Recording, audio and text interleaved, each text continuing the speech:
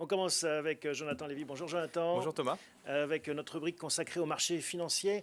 Et une question qui taraude, j'imagine, beaucoup d'investisseurs. 7 séances consécutives de baisse à la Bourse de Paris. Que se passe-t-il ? Oui, 3% de baisse, de correction des marchés du CAC 40 sur une semaine, ce n'est pas négligeable.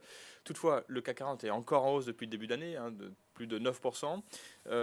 Mais c'est vrai que ce qui est paradoxal, c'est qu'il a plus baissé en fait, que le marché américain, qui a très peu corrigé en fait, par rapport à ses plus hauts. Or, pourquoi ça corrige ? C'est parce qu'on a des inquiétudes en fait, sur la faisabilité de la fameuse réforme fiscale dont on parle depuis des mois et des mois, depuis un an. Le serpent de mer. Le serpent de mer. Et en ce moment, on doute en fait qu'ils aboutissent à une réforme rapidement. Et pourtant, aux États-Unis, on tient un petit peu mieux les marchés américains. Et pourtant, on tient un petit peu mieux. Donc en fait, c'est quoi la courroie de transmission à l'Europe ? C'est parce que c'est toujours pareil, c'est la devise en fait. Le dollar, vous avez vu, en même temps, dans quel sens s'il rebaisse un petit peu en fait, et donc l'euro remonte et c'est défavorable aux actions de la zone euro. Alors ça, c'est quand même très paradoxal parce qu'en même temps, aujourd'hui, on a eu les chiffres de la croissance de la zone euro qui sont excellents. Ouais. 2,5% de croissance sur un an pour la zone euro, c'est plus que les États-Unis qui ont fait 2,3% de croissance sur un an. Ça veut dire quoi ? Vous restez serein sur les actions européennes ? On sait que c'est un des placements que vous favorisez depuis plusieurs mois ? Oui, tout à fait en fait.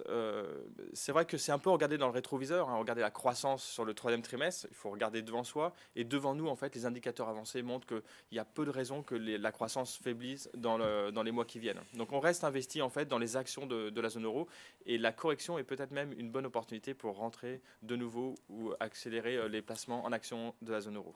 Je rappelle à tous ceux qui nous regardent en direct qu'ils peuvent intervenir dans l'émission sur la page Facebook de Bien Prévoir. Vous pouvez poser vos questions ou sur la chaîne YouTube de Décideur TV. Il y a un chat qui est là pour ça. N'hésitez pas. Alors aujourd'hui, Jonathan, on s'intéresse à un sujet qui est l'immobilier coté, les fameuses foncières. C'est quoi une foncière ? Alors une foncière, en fait, c'est une société qui est propriétaire de bâtiments, d'immeubles, de centres commerciaux et qui est cotée donc en bourse. Donc, qui publie ses résultats tous les trimestres, qui sont validés par le commissaire aux comptes, comme toute entreprise cotée 2 fois par an, les semestriels. Il y a un régime fiscal que peuvent adopter les foncières, c'est pas obligatoire, qui s'appelle SIC, Société d'investissement immobilier cotée. Toutes les grandes sont sous ce régime. La plupart sont sous ce régime-là, qui est un régime en fait dérogatoire. Elles ne payent pas d'impôt sur les sociétés, mais en contrepartie, depuis maintenant de 3 ans, les dividendes sont complètement imposés. Il n'y a pas l'abattement des 40% pour l'actionnaire. On parle souvent dans cette émission de SCPI. Comment est-ce qu'on distingue les SCPI des SIC ?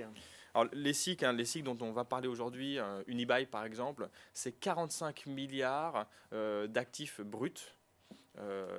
Si vous enlevez la dette, on est à 25 milliards. Il n'y a pas d'SCPI qui ont cette taille-là. Donc, c'est des sociétés qui sont beaucoup plus importantes, beaucoup plus diversifiées. Donc, un pouvoir en fait sur le marché qui est beaucoup plus fort. C'est pas du tout la même chose en fait. Pourquoi est-ce que oui. Il y a des différences en fait, qui sont importantes, intéressantes en fait sur les SIC, sur les foncières cotées. Il y a des avantages à aller dessus. C'est qu'elles sont beaucoup plus liquides qu'une SCPI. Et donc, on sait que si un jour ça se passait mal, on pourrait ressortir beaucoup plus rapidement. Oui, elles sont valorisées en temps réel. C'est le principe des actions. C'est le principe des actions. Les SCPI, quand ça se passe bien, on peut faire un retrait, un rachat, et on trouvera un investisseur qui va racheter nos parts. Mais si ça se retournait, on sait qu'il y aurait beaucoup moins de collecte, et donc il y a plus de vendeurs que d'acheteurs. Pourquoi vous décidez de miser sur les foncières à l'heure actuelle ? Alors parce que on pense que le scénario actuel, notre scénario, est un scénario qui est favorable en fait à l'univers de l'immobilier coté. D'abord parce que, je l'ai dit tout à l'heure, la croissance économique est solide. Et ça, c'est quand même le moteur économique, le moteur numéro 1 en fait, pour valoriser les foncières. Plus de croissance, aussi un chômage qui baisse. Donc plus de consommation. Donc pour des foncières qui investissent par exemple sur les centres commerciaux, c'est favorable. Oui, comme on dit, quand l'immobilier va, tout va. On pourrait dire le contraire. Quand tout va, l'immobilier va aussi. Oui, c'est un peu ça. Effectivement, c'est très lié en fait, au scénario global. Donc le chômage, l'investissement des entreprises. Les entreprises vont mieux. Donc quand on investit dans des bureaux, c'est favorable. Il y a peu de chances en fait qu'il y a moins de chances que les entreprises ne payent pas leur loyer. Et si elles vont mieux, elles pourraient même accepter de payer des loyers un peu plus chers. C'est favorable pour l'investisseur en immobilier. Est-ce qu'il y a des bémols ? Alors, bien sûr qu'il y a des il y a des bémols, toujours. Le bémol numéro un, c'est que on est plutôt en phase de remonter des taux. Et une remontée des taux, c'est quand même défavorable, toutes choses égales par ailleurs, pour l'immobilier. Ça fait baisser la valeur de l'immobilier. Maintenant, par rapport à ça, nous, on est moins inquiets parce que tout le marché anticipe que les taux sont en train de remonter. On n'est pas les seuls, en fait, à le dire. La question reste la vitesse de remonter des taux, mais dans la valorisation actuelle des foncières, il y a déjà d'intégrer une remontée des taux. Le marché anticipe que les taux à 10 ans vont remonter à 1,60 d'ici quelques temps. Et donc ça, si ça se produit, ça n'aura pas d'impact sur la valorisation des foncières. Si les taux remontaient plus vite que ça, alors oui, ça pourrait avoir un impact, mais on ne pense pas que ça va s'accélérer parce que la BCE n'a pas intérêt à ce que les taux remontent trop vite, ça casserait la croissance. Et pourtant, elles ont un parcours boursier qui n'est pas forcément aussi formidable qu'on pourrait l'espérer ou qu'elles pourraient l'espérer. Et là, il y a la question des centres commerciaux américains. Alors, quel est le lien entre les foncières européennes et les centres commerciaux américains? Oui, alors ça touche surtout Clépierre, Unibail, moins Foncière des Régions, par exemple, qui n'a pas de centres ou peu de centres commerciaux. Elles ont baissé en fait depuis le début de l'année parce qu'aux États-Unis, c'est vrai que les centres commerciaux sont attaqués par Internet et donc ont une rentabilité qui chute. Donc, C'est Amazon oblige. Amazon oblige, hein, on voit tout l'impact d'Amazon, on l'a vu dans cette émission sur différents pans de l'économie. Là encore, on voit un impact majeur. Maintenant, on pense que le marché a surréagi par rapport à cette nouvelle et on ne pense pas que ce qui s'est passé aux États-Unis arrivera en France et en Europe parce que les centres commerciaux sont très différents des États-Unis. D'abord, en France et en Europe, il y a toujours en fait un magasin alimentaire qui attire le trafic, ce qui est moins le cas en fait aux États-Unis. Donc les centres commerciaux se vident moins, ou se vident pas par rapport à ce qu'on voit aux États-Unis. Le mix des magasins est plus intéressant en Europe par rapport aux États-Unis. Et puis, dernier élément, il y a moins de centres commerciaux. En fait, la densité des centres commerciaux est beaucoup plus faible en Europe. Donc, il y a moins de concurrence qu'il peut y en avoir aux États-Unis. Donc, c'est pour ça qu'on pense que le marché a surinterprété en fait ce phénomène-là.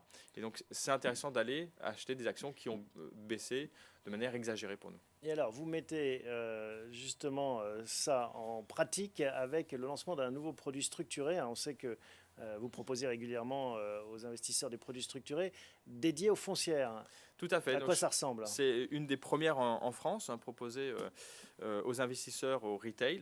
Donc c'est un produit structuré qui est assis en fait sur les trois foncières que j'ai citées tout à l'heure, Clépierre, Unibail-Rodamco et Foncière des Régions. C'est les trois en un en fait. Les Au trois lieu en de un. les acheter séparément, on achète ce package. Et comment il fonctionne?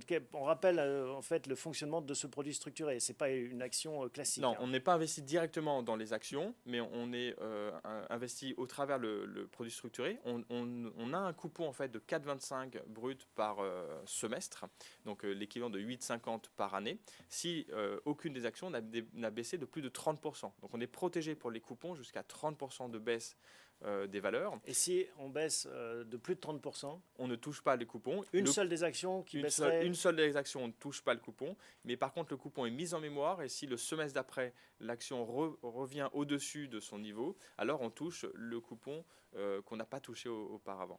Et sur le capital, on est protégé jusqu'à une baisse de 40% de l'action qui a le plus baissé. Donc ça permet d'aller sur les foncières avec une certaine protection du capital. Si l'action baisse de 20%, on récupère quand même 100% de sa mise. Mais si elle baisse de plus de 40%, on touche des actions, c'est ça le concept? Voilà, on touche la valorisation en fait, des actions.